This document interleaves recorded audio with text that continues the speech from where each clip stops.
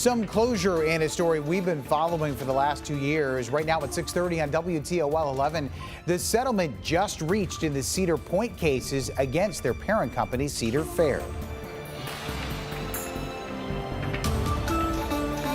The Democratic candidates on your November election ballots have yet to be certified. Coming up, we have more on why you may not see President Joe Biden's name. Well, we've seen them on campuses across the country, and now lawmakers are taking action. The new legislation being worked on in response to protests. Your 11 minutes of nonstop news starts right now.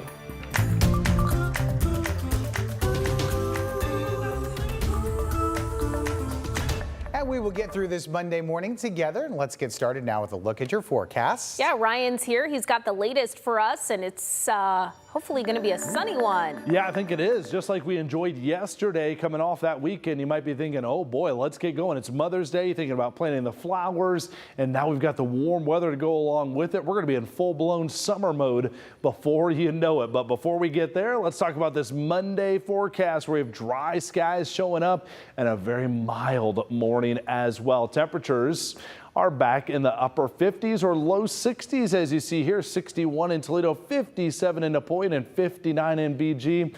Now let's look at that hour-by-hour forecast, which zooms those temperatures up into the low 80s for this afternoon, ensuring it's a warm, sunny, very nice feeling start to the day for you.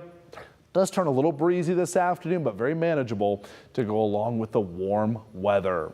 Let's get it over to Stephen here. See how the roadways are moving along with a look at our traffic tracker. Checking in around town on this Monday morning, and we are crash free. So getting you started without any problems on our roadways. So zooming right into I-280 right at I-75. So right at the split there, not seeing any problems here on Manhattan Boulevard. A slight slowdown there.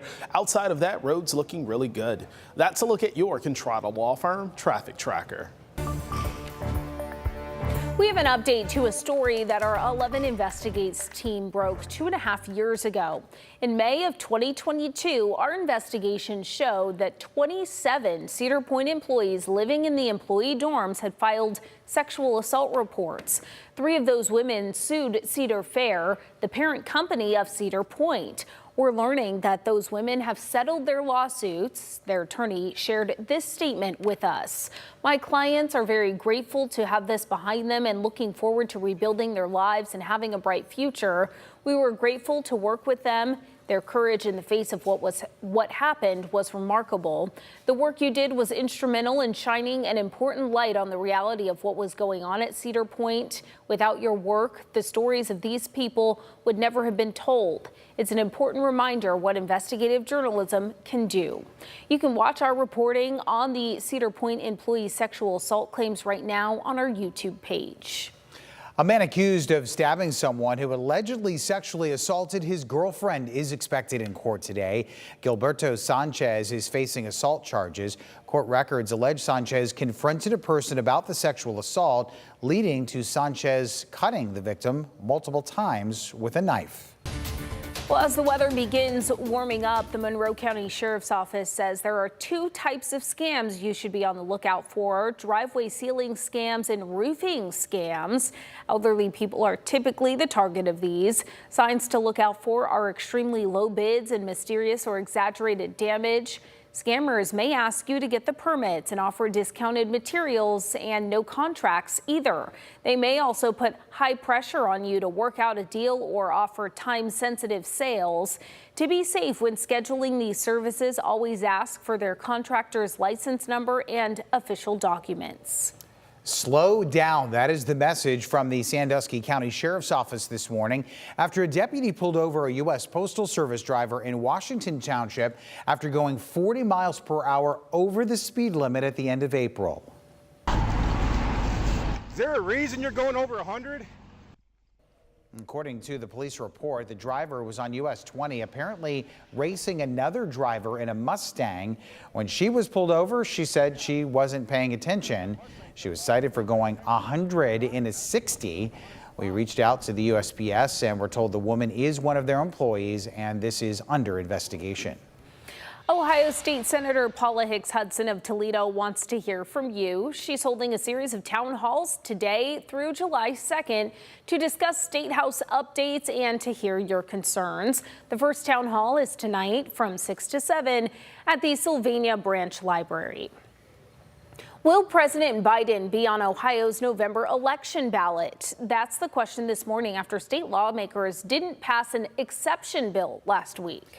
Maya May joins us live from East Toledo this morning for more. So Maya, how could something like this happen and what does this mean for the Democratic Party and for President Biden? They say it's because his nomination announcement will happen well past the state's deadline to certify a Democratic candidate.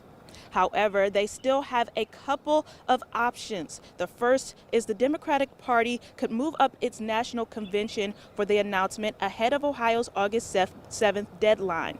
But some are saying that's unlikely, leaving option 2. The Ohio House and Senate could pass a bill with an emergency clause to create the exception. It would have the bill go into effect immediately instead of waiting the usual 90 days. However, that emergency clause requires more support from Republicans to get a 2/3 vote in both chambers. Or option 3, the Democrats can go to court, but University of Cincinnati political science professor David Neven says that could be a bust. Part of the problem they have is this is a rule that applies to everybody. So you can't go in there and say there's some special discrimination going on, impeding you. This was a rule that applied to everybody. You just didn't meet it. So there's a chance they could win in court, but there's also a very meaningful chance they don't win in court. So the bottom line is the party will have to act. Both parties have said they've wanted to fix the rule in the past, but have yet to do so. No matter what steps the Democrats take, we will continue to keep you updated on air and online. Reporting in East Toledo, Maya May for WTOL 11. Oakdale Elementary's program that helps students who are hearing impaired has been operating for more than 40 years, but now parents say they've received calls from a Toledo Public School staff member saying the program will end at the end of this year.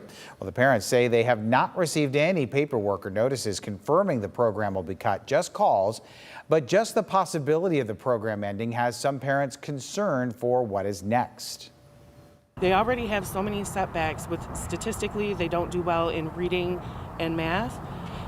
My daughter Savannah is a straight A student. Some of them are normal to them. They're taking away their normal and just throwing them out here. We reached out to TPS and were told they will continue to offer services to students with hearing impairments, but would not comment about the future of Oakdale's specific program. The Sylvania STEM Center will close this summer due to financial challenges. The center says it's a difficult decision, but the board has determined the closure is the best path forward. Summer camps will continue and the center will close after that at the beginning of August. All right, let's talk about your forecast on this Monday morning, getting back at it into the routine here, getting those kids on the bus here, getting yourself back to work after what was a beautiful Mother's Day. Highs reached the lower 80s today, a near repeat. Look at the sunlight pouring down for us this morning already. We've got clear skies overhead. You will notice at times a little bit of a gusty breeze out of the south and west today. Fair warning, but it's a warming wind. We're already in the lower 60s here across the Toledo metro. Radar satellite's going to stay dry all day long for today. As I expand the view out, we are tracking one area of showers. You'll see that north of Detroit, but it's quickly shifting eastward. Should not impact us here locally. Off to the west, a slow moving system going to take its time to get here, but will arrive tomorrow, providing our next chance for some scattered showers, maybe a brief little downpour here, but there's good signs or positive signs that this system is going to lose moisture as it moves across the country, which means less rainfall, or at least less heavy rainfall potential for us tomorrow. Nevertheless, it keeps our streak intact here. The last 5-day stretch with no rainfall officially at Toledo Express Airport, still back in the middle of February, as we're now pushing 3 straight months of pretty consistent soggy conditions. As that sun angle, though, gets higher in the sky towards the start of summer, things do tend to dry out more rapidly. Have you noticed it? Hour by hour forecast, southwest wind blowing today. A good drying wind as well as we get later in the day, and those clouds building up a bit. And then there's that chance for a few scattered showers early in the day, especially for tomorrow. I think the steadiest chance for rain will be during the morning hours for our forecast. Now, I think our hour by hour forecast is kind of overdoing it a little bit in the rainfall department here. Shows plenty of places getting a quarter to a half inch of rainfall. I think we're looking at the lower end of that spectrum. Although every rainfall event seems to want to overachieve this spring, we'll keep our fingers crossed we can keep the rainfall totals light for tomorrow after how wet that it's been. Drying out Wednesday, Thursday. A renewed chance for a few scattered showers or thunder showers on Friday with highs in the lower 70s. With a dry weekend likely on the way Saturday, Sunday, before highs build back up into the 80s. A pretty warm end to this 10-day forecast as we dig deeper into the month of May. That's the latest on our forecast. Let's get it over to Stephen now for our traffic tracker. Here's a look this morning at our roads. We're looking at a few projects out there that will impact you. So road closure on Jackson Boulevard, that's between Erie and Michigan. That will last until tomorrow. Also over in Oregon, we're looking at some brand new lane restrictions. This is Coy Road between Brown and Curtis Road. That will last until May 24th. That's a look at your Contrada Law Firm Traffic Tracker. Paying tribute to someone or something can be a big task, but that's where creativity comes in. How one sports anchor was doing that for his favorite band and the effort that it took. I'll tell you coming up.